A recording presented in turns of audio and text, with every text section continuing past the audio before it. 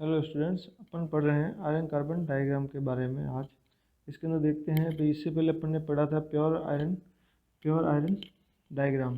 इसके अंदर अपन ने देखा था उसके टेम्परेचर के साथ साथ उसके जो आयरन की जो फेज हैं वो क्या हो रहे हैं, चेंजेस हो रहे हैं। कभी एफसीसी, पहले बीसीसी था, फिर एफसीसी में हो गया, फिर वापस बीसीसी के अंदर कन्वर्ट हुआ। तो इसी तरीके से अपन इसके अंदर अब आयरन कार्बन डायग्राम की आवश्यकता क्यों रही। इसके अंदर आयरन कार्बन डायग्राम की आवश्यकता इसलिए है कि उसके अंदर जो देख सकते हैं कि टेम्परेचर के साथ साथ उसके कार्बन की जो वैल्यू यदि अपन उसमें ऐड करते हैं तो उसके अंदर उसकी प्रॉपर्टीज़ में क्या क्या चेंजेस आते हैं। क्योंकि प्योर आयरन होता है, उसके अंदर उसको गर्म करेंगे तो उसका सिर्फ ओनली फॉर वो लिक्विड फॉर्म में ही कन्वर्ट हो पाता है, ठीक है, सॉलिड टू लिक्विड। लेकिन उसके अंदर उसकी प्रॉपर्टीज़ के अंदर उसमें ज़्यादा इम्प्रूवमेंट नहीं होता।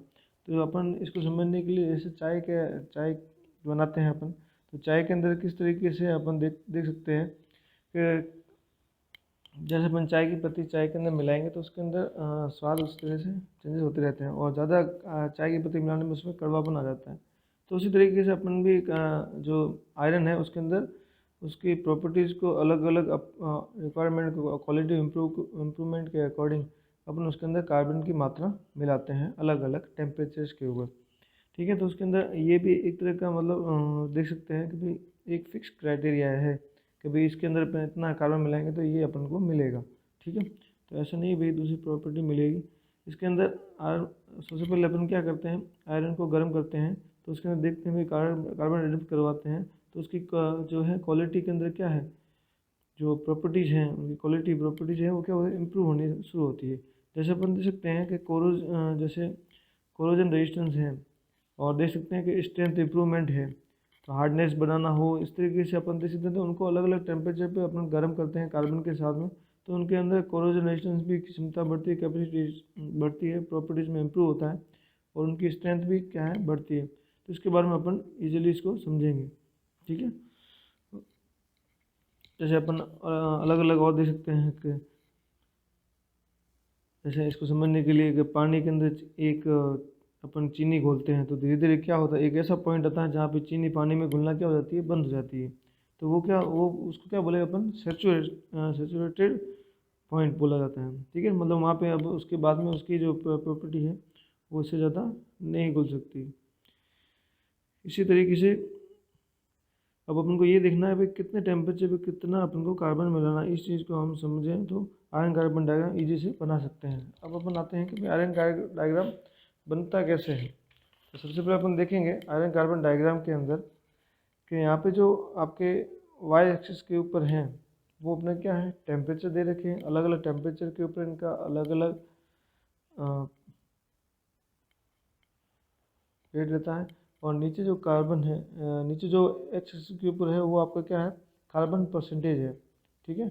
इन कार्बन परसेंटेज के ऊपर अपन इसे इसमें दे रखा है कि भाई 6.67, इससे ज़्यादा अपन कार्बन मिला नहीं सकते। जैसे मैंने आपको एग्जांपल दिया था कि चाय की पत्ती ज़्यादा डालते हैं तो उसका कड़वापन आ जाता है, तो वो चाय क्या है, अपने बाहर की तरफ दिखने लग जाती है, बल्कि बाहर आने दिख जाती है। उसी तरीके से अपन इसके अंदर 6.6 तक कार्बन अपन मिला सकते हैं, इससे ज़्यादा अपन कार्बन नहीं मिला सकते, ठीक है। वो क्या हो जाता है वहाँ पे आके, वो क्या होती है, सीमेंटाइड हो जाती है, ठीक है। तो अपन शुरू करेंगे आयरन कार्बन डायग्राम के अंदर। इसके अंदर देखते हैं भाई कि अलग अलग टेम्परेचर के ऊपर देखो, फर्स्ट अपन वाई एक्सिस के ऊपर इनके टेम्परेचर नोट करते हैं डायग्राम को अच्छे से बनाने के लिए सुंदर। तो सबसे पहले 727 डिग्री सेंटीग्रेड्स के ऊपर इनकी प्रॉपर्टीज़ के अंदर अपन देखते हैं कोई चेंजेस आने शुरू होते हैं। मतलब कह सकते हैं कि हाइपर यूटेक्टोइड स्टील है, जहाँ पे ये क्या है, हाइपर इलेक्ट्रो स्टील है।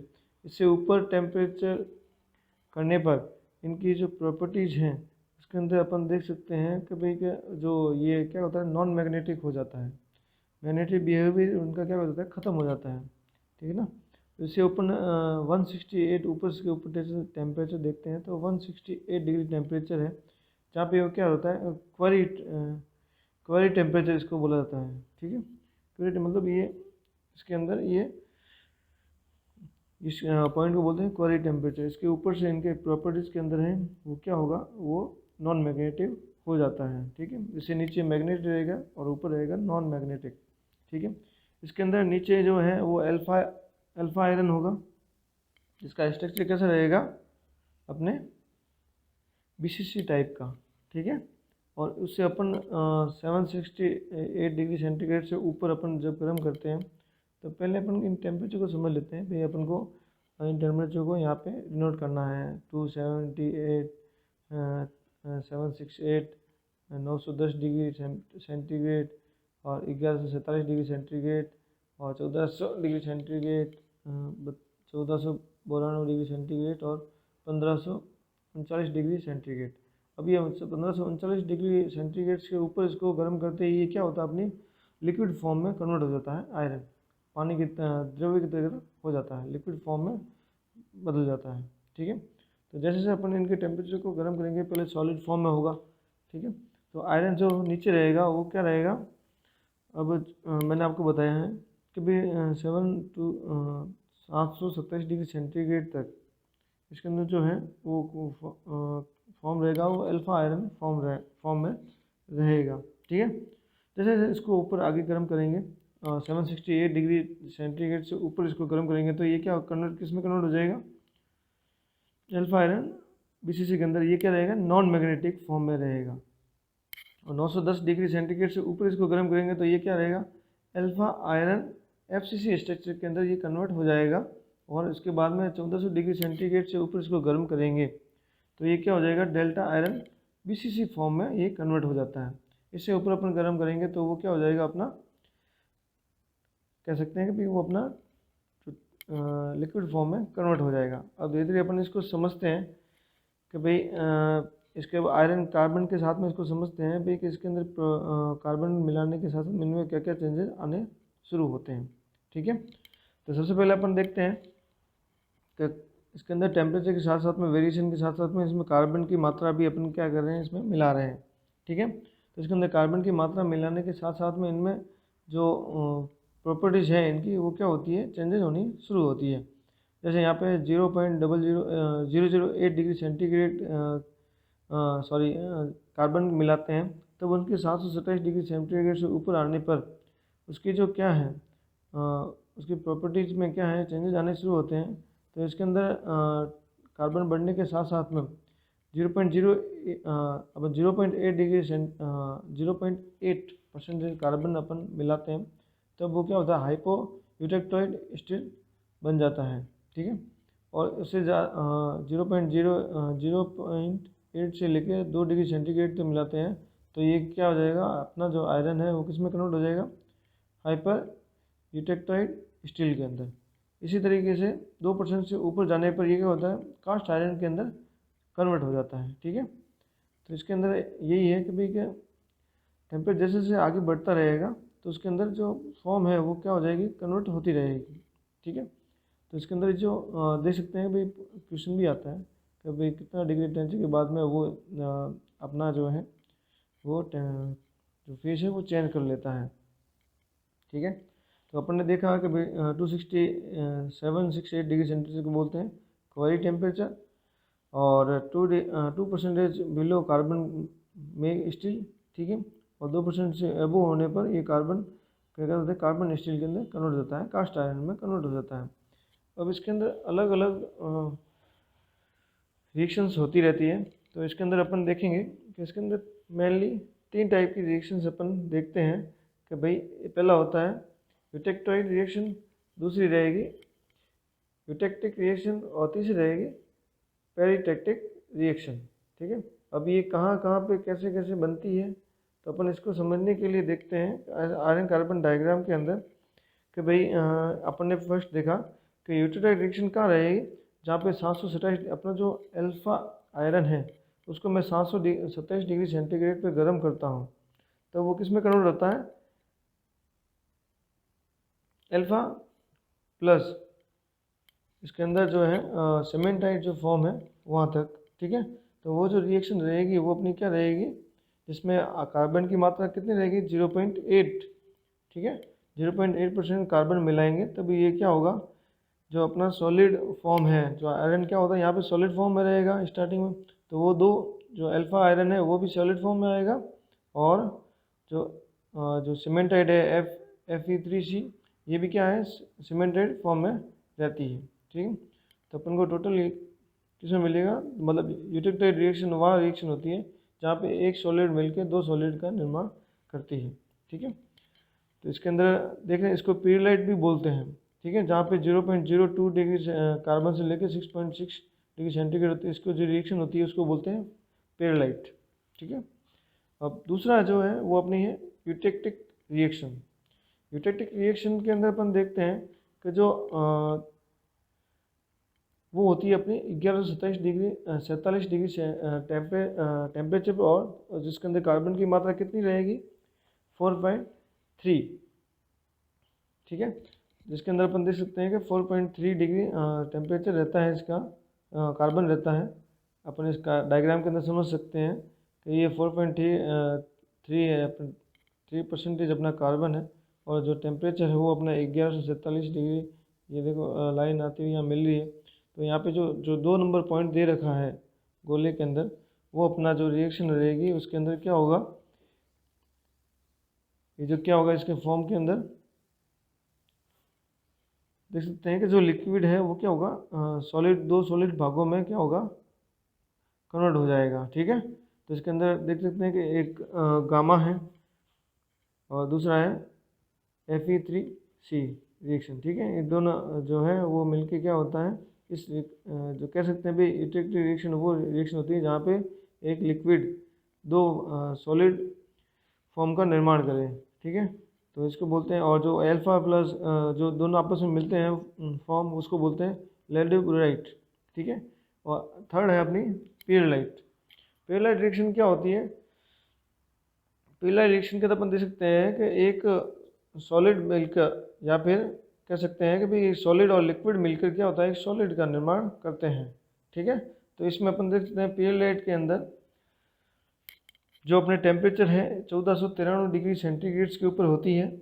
ठीक है, 1493 डिग्री सेंटीग्रेड पे होती है, जो कन्वर्ट रहती है अपने आयरन, जो बीसीसी फॉर्म में होता है। ठीक है, ठीक है, डेल्टा आयरन होता है, वो बीसीसी फॉर्म में रहता है, और ऊपर जो है वो लिक्विड रहेगा। तो मतलब कह सकते हैं लिक्विड, एक सॉलिड और एक लिक्विड मिलकर एक सॉलिड का निर्माण करती है, जिसके अंदर कार्बन की मात्रा रहती है 0.18 डिग्री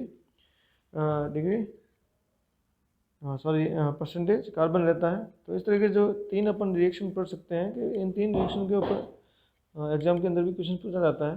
तो अपन इनको समझने के लिए देख सकते हैं कि यूटेक्टाइल रिएक्शन वो होती है जहाँ पे एक सॉलिड मिलकर, एक सॉलिड अकेला 2 सॉलिड फॉर्म में कन्वर्ट होता है, तो इसको बोलते हैं अपन, जिसके अंदर कार्बन की मात्रा रहती है 0.08 और टेम्परेचर रहेगा 727 डिग्री सेंटीग्रेड।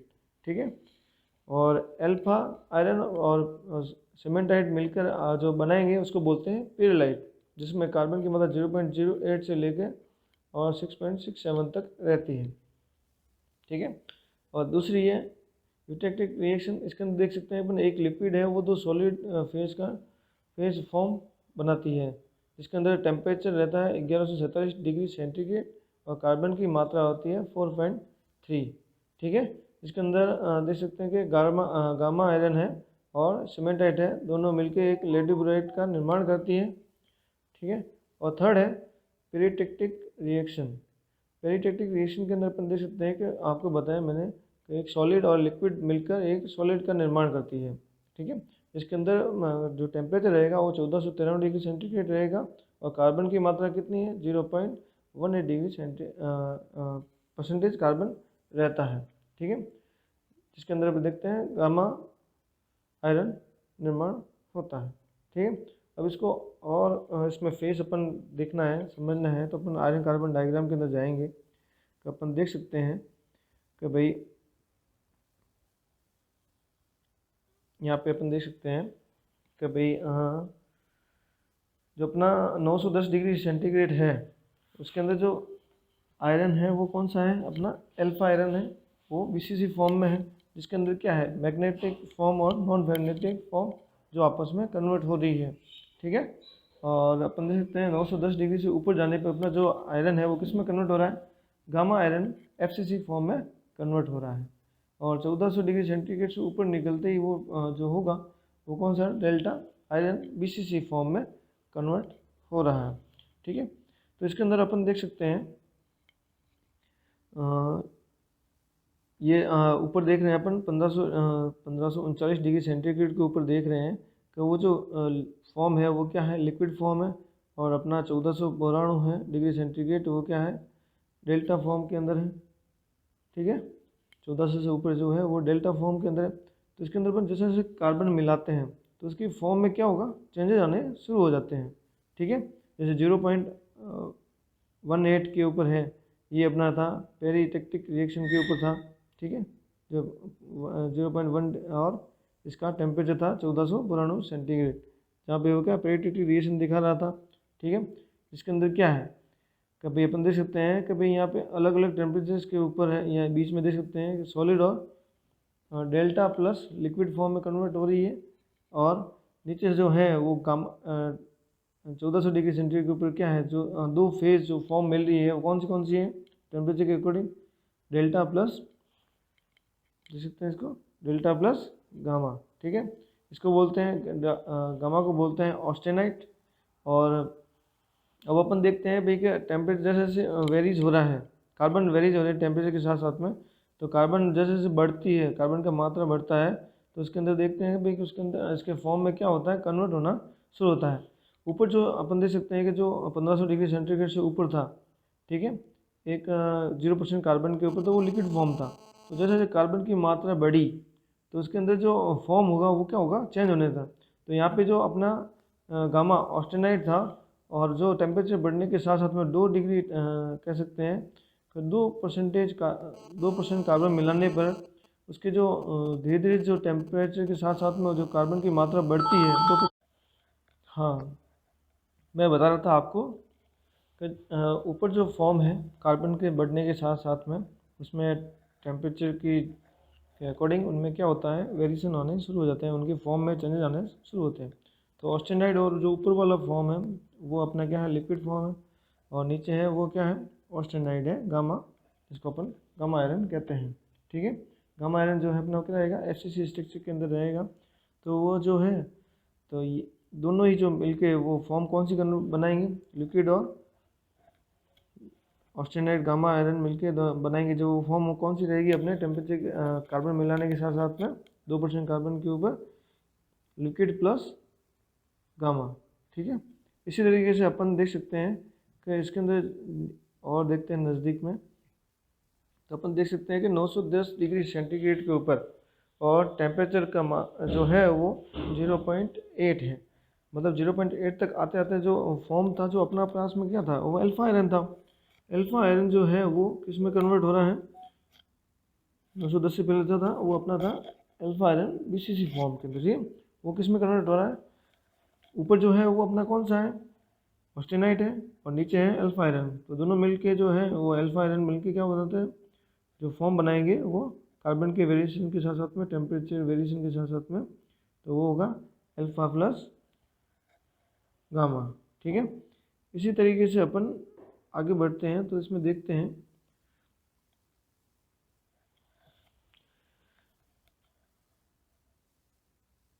ये जो अपनी अपन देख सकते हैं अपने जो आपके राइट साइड के अंदर है वो सीमेंटाइट है, मतलब 6.67 डिग्री परसेंटेज 6.6% कार्बन मिलाने के बाद में वो उसकी जो फॉर्म है वो क्या हो जाती है, सॉलिड फॉर्म में कन्वर्ट हो जाता है। तो ये इसके क्या है लिमिट, उसके बाद में वो फॉर्म चेंज। अब आगे अपन देखेंगे कि इसके अंदर जो फेस है वो लिक्विड एवं सीमेंटाइट फॉर्म में वो कन्वर्ट हो रहा है। फिर आगे अपन देखते हैं कि जैसे जैसे अपन टेम्परेचर डाउन करते हैं नीचे आते हुए, और उसके जो फॉर्म है वो एक साइड है अपना सीमेंटाइट है, अपन इसको ओनली फॉर वर्टिकल जो स्लाइड्स हैं उन्हीं को अपन को काउंट करना है, और हॉरिजॉन्टल लाइंस को मेंशन नहीं करना है, तो इसको बनाने में इजी रहेगा। ठीक है, तो अपन सकते हैं भाई यहाँ पे ऑस्टेनाइट है, ये ऑस्टेनाइट गामा फॉर्म है, और यहाँ पे अपना कौन सी है, सीमेंटेड फॉर्म है। तो दोनों ही मिलके जो क्या है जो इसके बीच में जो चेंजेस हो रही है, तो वो फॉर्म कौन में कन्वर्ट हो जाएगा, गामा प्लस सीमेंटाइड Fe3C के अंदर। इसी तरीके से अपन धीरे धीरे और नीचे आते हैं टेम्परेचर वेरिएशन के साथ नीचे डाउन में जाते हैं 9 से 10 डिग्री सेंटीग्रेड नीचे की तरफ आते हैं।